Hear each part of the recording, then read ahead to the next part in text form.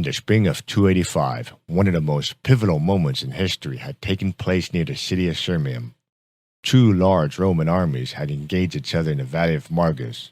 One army was led by the current reigning emperor Carinus, while the other army was led by the usurper Diocletian.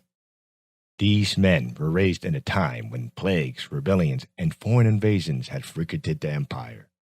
Many emperors were also killed during this period, as many Romans had competed against each other for the most powerful position in the empire, of which these two were the latest contenders. The relatively tranquil period of the first 2 centuries had ended, as Roman dominance of the nations around them had waned, due to the events that started in the late 2nd century, which culminated into a period that many historians call the crisis of the 3rd century. In the year 165 AD, a plague had devastated the population throughout the empire. Rome's neighbors had also become more powerful and bolder in their attacks.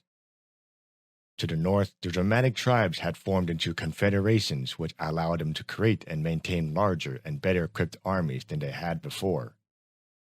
In the east, the Parthians had been overthrown by a more stronger and aggressive Persian power called the Sassanids.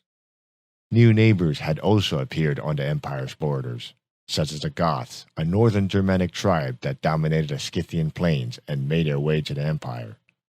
In the year 251, the Goths had defeated a Roman army and killed the emperor Decius before laying waste to the provinces of Greece and Asia. A few years later, the Romans suffered another defeat by the Sassanids, who captured the emperor Valerian.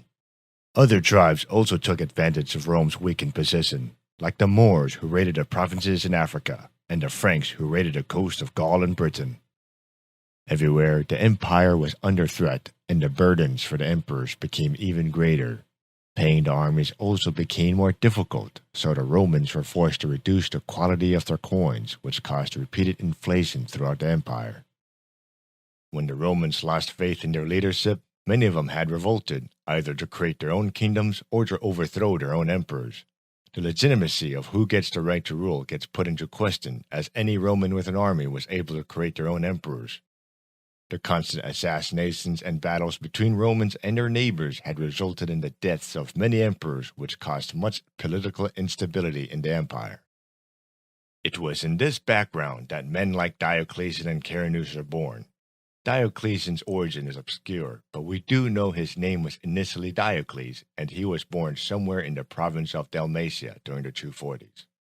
Some sources said that he was a freedman or the son of a freedman in the household of a senator, while others said that he was the son of a scribe. Whatever his origins were, it is clear that he was from a low-class background and didn't receive the higher standards of education for the time. This would have made it difficult for him to reach the highest positions within the military, as they are usually reserved for the senatorial classes. But fortunately for Diocletian, a Roman emperor named Carinus had opened up these positions to the lower-class soldiers, which allowed men like Diocletian to climb the ranks, highest positions within the military and administration. Diocletian had served in the military under many different emperors through the most intense period of the crisis until he found himself in the service of Emperor Carus during a campaign in Mesopotamia against the Sassanid Empire. By this time, Diocletian became part of the cavalry troops that served close to Carus, who had chosen to attack the Persians at an opportune moment.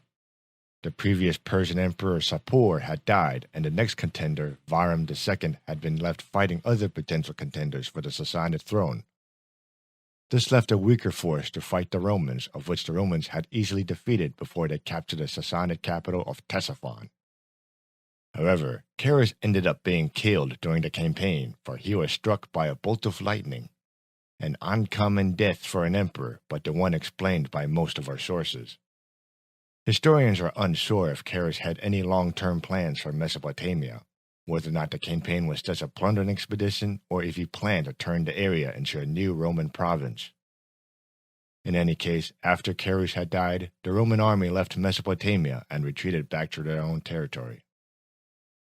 The next obvious choice for emperor would be Carus' son Numerian, but he suffered an eye infection and was confined into a litter. His Praetorian prefect named Aper had concealed him from the rest of the army and had been issuing commands on his behalf, which naturally made the soldiers around him suspicious of Numerian's true situation. When a foul stench was coming out of Numerian's litter, the soldiers broke through Epir's guards to find that Numerian had already died of his infection. So they promptly arrested Epir. Many historians and even some of our sources were suspicious if Carus and Numerian had actually died of sad causes. Late 6th century Roman historian Michal offered a different story. He wrote that Carus had died in battle with the Huns, and Numerian died in battle against the Sassanids, only to be avenged by Carinus. But Michal lived in a time far removed from the events he described, so he can be dismissed. Other historians who doubt the official accounts are more inclined to believe that the emperors were killed in a conspiracy by their own men.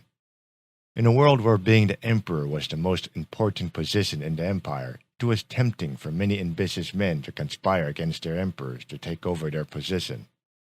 For them, the idea that two of the most powerful men in the empire just happened to be killed by nature with nobody to blame seemed far too convenient. However, it would also be very difficult for the conspirators to convince thousands of soldiers that the emperor had been killed by a bolt of lightning, if he wasn't struck by said lightning. This doesn't necessarily mean that the entire army saw him with his sword in the air and his purple cape flowing in the wind as he was struck by Jupiter in front of the many bewildered onlookers.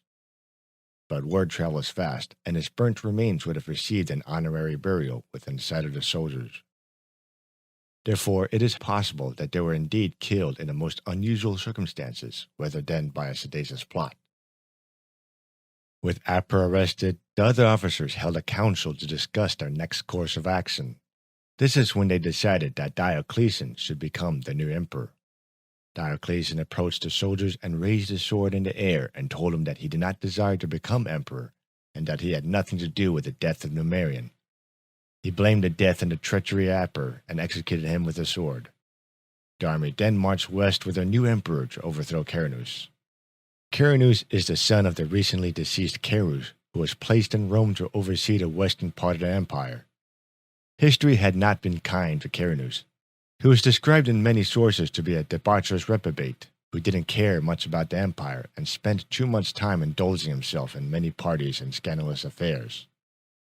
We don't know whether or not these stories are true, but whatever he did, he seemed to have alienated a lot of the people around him. Whatever the case is, when he heard the stories of how his father and brother died, he might have been in a state of incredulity. As soon as he heard that Diocletian's army was marching against him, he assembled his own forces and moved out to intercept him by moving his army from Italy to Illyria. Along the way, another general, or corrector which he is sometimes called, named Sabinus Julianus, had also proclaimed himself emperor in Pannonia and made his move towards Italy. Carinus, despite his reputation for lethargy, seemed to be an able commander, for he was able to defeat Julianus with ease in northern Italy. Diocletian, in the meantime, spent the winter consolidating his position in the Balkans, carefully preparing to make his move for the next campaign season. The story returns to the spring of 285 with the two armies. We don't have many details of the battle itself, but most of the sources seem to agree that Carinus had a superior army. One source said that Carinus' forces had outnumbered Diocletian's, and another said that Diocletian was actually losing the battle and was being pursued by Carinus. But as luck would have it, Carinus was assassinated by his own soldiers when he was nearly victorious, presumably because of the affairs he had with the soldier's wife. He may also have been betrayed by his Praetorian prefect Aristobulus, for Diocletian had allowed him to keep his position for the rest of the year after the battle. Whatever the real reasons were, the soldiers did not seem to like the prospects of living under Carinus' rule any longer. After Carinus had been killed, his army then defected to Diocletian's side, making Diocletian the sole emperor of the Roman Empire.